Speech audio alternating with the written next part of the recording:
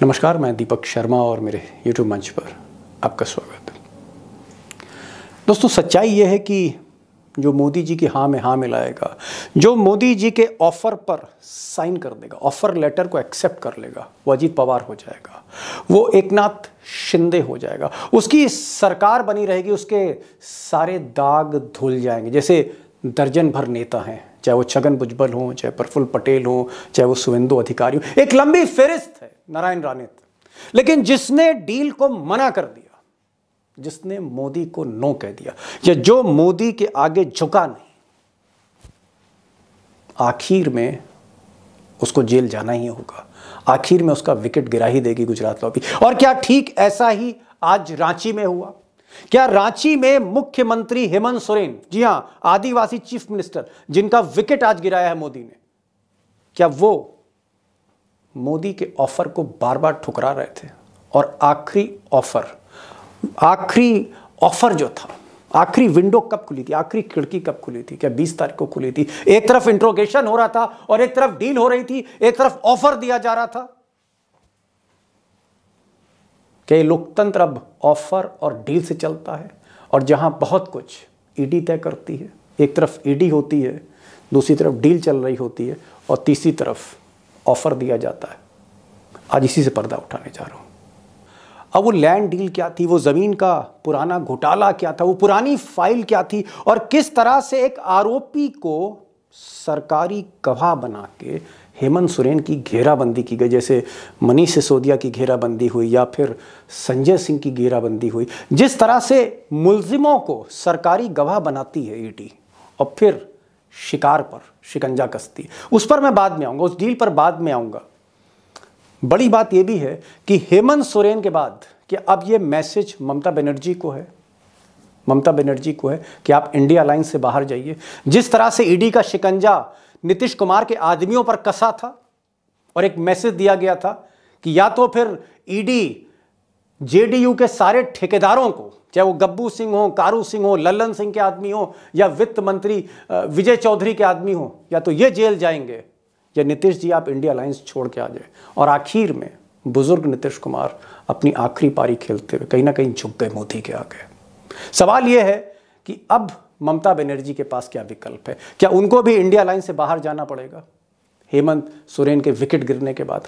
क्या अब केजरीवाल को भी मैसेज दिया जा रहा है कि या तो इंडिया अलायंस छोड़ दीजिए, जैसे पंजाब में आपने गठबंधन तोड़ा है, दिल्ली में भी आप तोड़िए, वरना आपका भी हाल वही होगा जो हेमंत सोरेन का हुआ है। और यह मैसेज क्या आदित्य ठाकरे से लेकर तेजस्वी यादव को भी दिया जा रहा है, इस पर भी बाद में आऊंगा।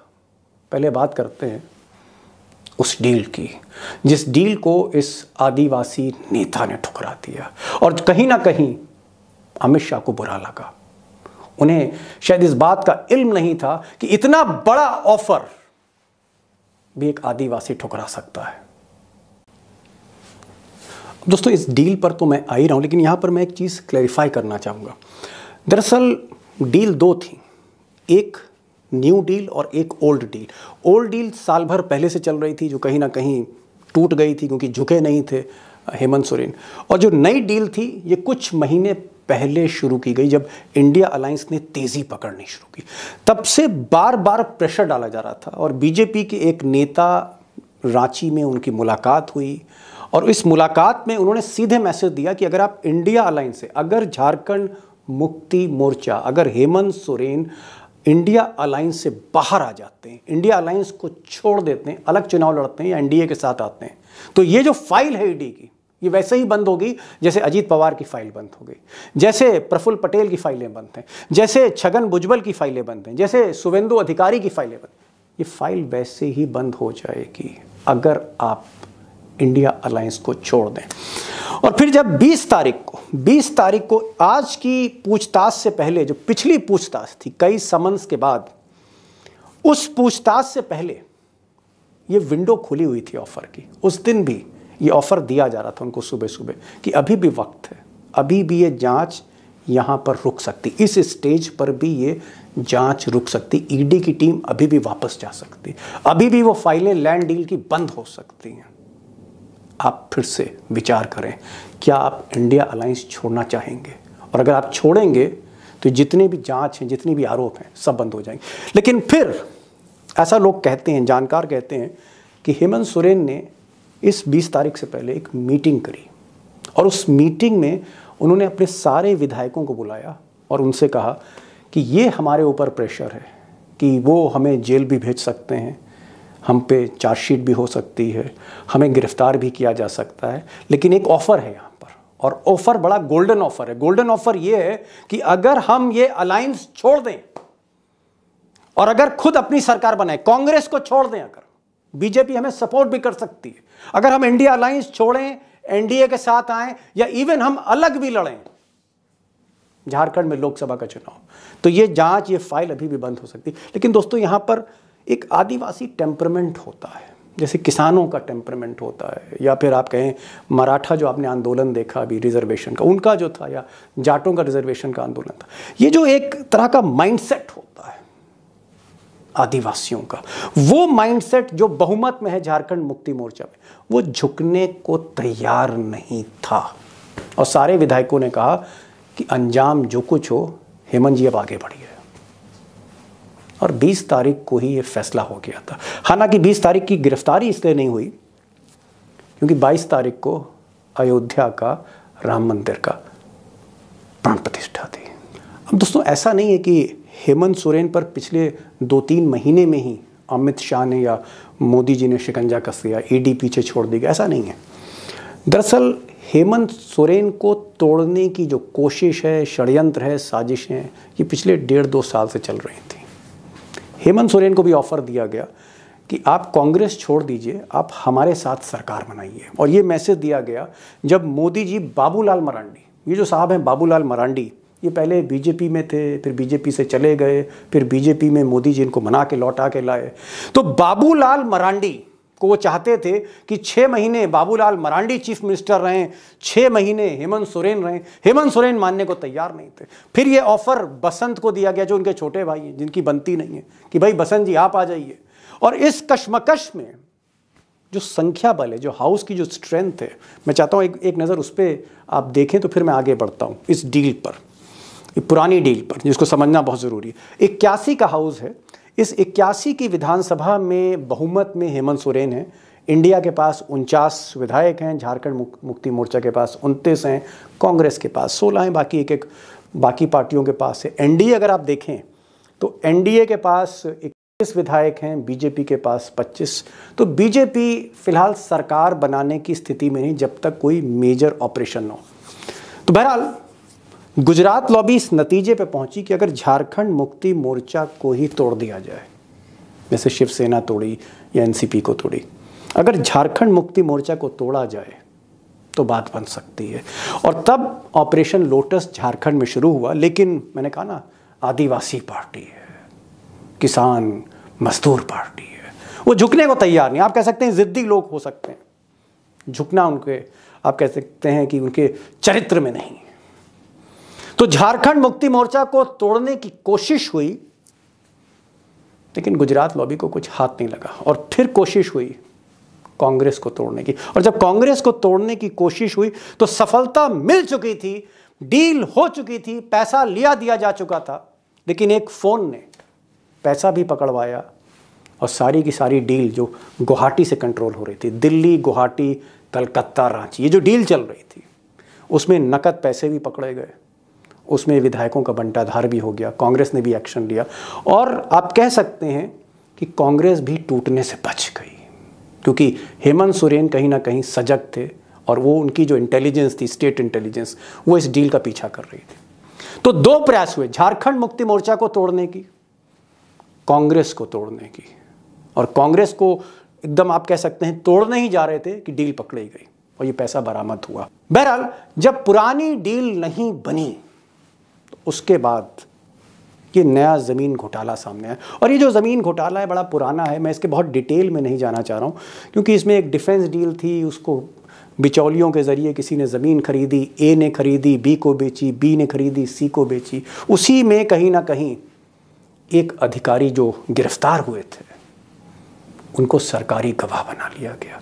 जैसे शराब कांड में जो मुलजिम थे उनको सरकारी गवाह बनाया गया और फिर गवाही दिलाई गई संजय सिंह के खिलाफ या मनीष सिसोदिया के खिलाफ। इसी तरह से इस केस में भी सरकारी गवाह ने, या जो मुलजिम था उसको सरकारी गवाह बनाया गया और सरकारी गवाह ने फिर हेमंत सोरेन को घेरा, जिसके बिना पे ये सेकंड डील शुरू हुई है, न्यू डील कह सकते हैं। और ये जो ज़मीन घोटाला था, इसमें बहुत ज़्यादा साक्ष्य है नहीं जितना गोदी मीडिया आपको बता रही। इसमें भी सिर्फ बयान है, गवाही है, विटनेस के अकाउंट हैं, वो गवाह जो कहीं ना कहीं आरोपी हैं।